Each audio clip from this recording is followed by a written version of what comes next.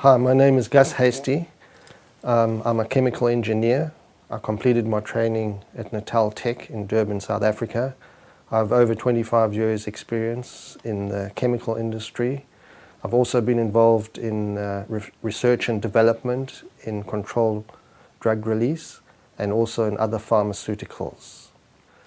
Right, fluoride, obviously in chemistry and chemical engineering, we learned quite a bit about fluoride and fluoride compounds, and we were pretty wary of them. We learned that they are toxic, some of them are corrosive, and they're cellular poisons, biological poisons, and they also affect our enzymes. We arrived in New Zealand about 12 years ago, and I was unaware that the water was fluoridated, and I started drinking the water happily, thinking that the water in New Zealand would be of a very high quality and safe. And over time, I noticed that it became more and more difficult to quench my thirst.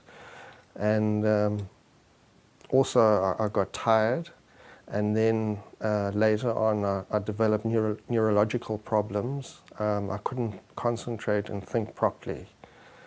So then I became aware of fluoridation, and I couldn't believe it. I was in a state of disbelief, and so I realized that I was hypersensitive to fluoride, and these problems cleared up when I drank unfluoridated water. So I did further research, and I found that, I thought, am I the only one? And I found out I'm not. Dr. Walbot in America found that some of his patients were sensitive to fluoride. Another American doctor, Dr. Feltman, also found using fluoride and placebos that they're sensitive to fluoride.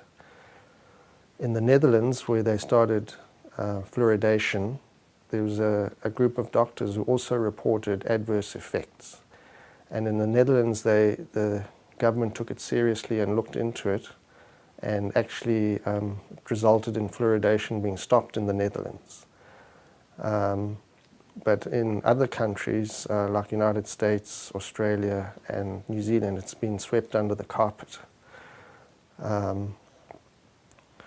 So there are vulnerable groups. The National Research Council, in their review in 2006, actually has stated that bottle-fed babies, diabetics,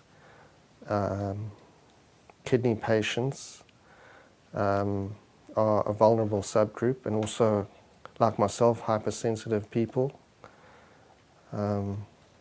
So I would recommend that anybody with health problems, in fact anybody could do this, do a trial and actually go off fluoridated water for a month or two and see if they feel better, and then they could go back onto the fluoridated water if it's not clear, and do that a couple of times to ascertain whether fluoride is actually affecting them. Okay, the fluoride chemicals used for artificial water fluoridation come from the phosphate fertilizer industry. During the manufacture of the fertilizer, two very toxic gases are given off. The one is hydrogen fluoride, and the other is silicon tetrafluoride. These gases, they're very corrosive and very poisonous, and in the past they used to be vented off into the atmosphere, and they caused a lot of damage to orchards, farms, and animals. Because of all this damage, regulations were introduced to actually capture these gases. So what they did, they introduced wet scrubbers into the chimneys which would capture these gases. Now these gases are dissolved in the scrubber liquor, and it forms hydrofluorosilicic acid, also called fluorosilicic or hexafluorosilicic acid. And this is the actual compound that's used to fluoridate our water. It's not purified, and it's just filtered to remove solid silica particles, and then this is the compound that is slowly bled into our water supply. It's also contains heavy metals like lead, arsenic and cadmium. They only do a handful of tests on it. We don't actually know what everything is in there. In pharmaceuticals, we actually test everything using things like high pressure liquid chromatography to actually identify what's in there. Now, this is never done.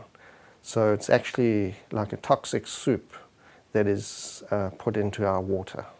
Artificial water fluoridation, I believe, is completely obsolete. The evidence for efficacy is very weak indeed.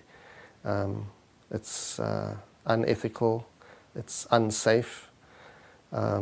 People who want fluoride, it's readily available.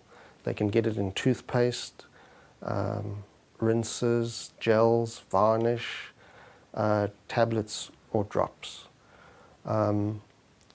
I believe it should be an individual choice, whether you're going to use fluoride or not. Putting it in the water supply is far too pervasive and invasive. Whoever thought of the kitchen tap to be a place to deliver a substance to every man, woman and child 24 hours a day, forever.